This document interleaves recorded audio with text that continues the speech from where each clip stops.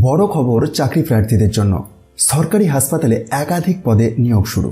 Interview দিয়েই সরাসরি চাকরি পাওয়ার সুযোগ, কোনো লিখিত পরীক্ষা নেই।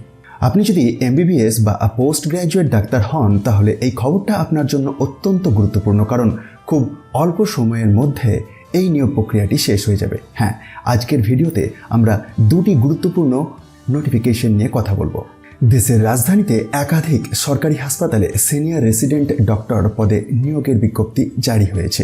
প্রথম নিয়োগটি হচ্ছে, দেখতেই পাচ্ছেন অনস্ক্রিনে, এসআরএইচ হসপিটাল এর পক্ষ থেকে, যেখানে বিভিন্ন বিভাগে একাধিক শূন্য পদ রয়েছে।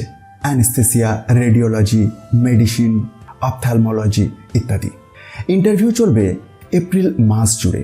প্রতিদিন সকাল 9টা থেকে 11টার মধ্যে রেজিস্ট্রেশনটি করতে হবে। তারপর সরাসরি ইন্টারভিউ এবং মেধার ভিত্তিতে নির্বাচন। অন্যদিকে আরেকটি সরকারি হসপিটালেতে নিয়োগ হচ্ছে। এখানে শূন্য পদ রয়েছে মোট 25টি, যেখানে মেডিসিন, সার্জারি, ইএনটি, জিএনও, নিউরোসার্জারি, অপথ্যালমোলজি সহ অন্যান্য আরও অনেক বিভাগ রয়েছে।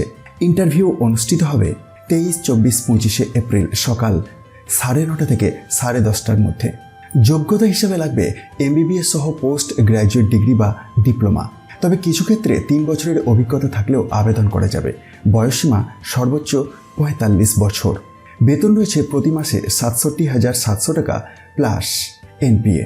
এই চাকরি শুরুতে অস্থায়ী হলেও সর্বোচ্চ 3 বছর পর্যন্ত বাড়ানো যেতে পারে। তবে মনে রাখবেন, স্থায়ী প্রার্থী যোগ দিলে আপনার চাকরি শেষ হয়ে যেতে পারে। কিছু ক্ষেত্রে আবেদন ফি লাগতে পারে। আবার এসসি, এসটি বা ইডাব্লিউএস প্রার্থীদের জন্য ছাড় রয়েছে। সবচেয়ে গুরুত্বপূর্ণ বিষয় হলো, এই নিয়োগ খুব দ্রুত শেষ হতে চলেছে। অফলাইনে ফর্ম ফিল আপ করে প্রিন্ট করে সরাসরি ইন্টারভিউতে উপস্থিত হতে হবে। সব ডকুমেন্ট সঙ্গে রাখা বাধ্যতামূলক।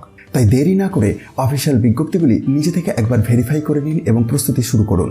আর এমন গুরুত্বপূর্ণ চাকরির আপডেট পেতে আমাদের চ্যানেল টপ নিউজ বাংলাকে সাবস্ক্রাইব করুন, ভিডিওটি লাইক করুন এবং শেয়ার করতে ভুলবেন না। ধন্যবাদ।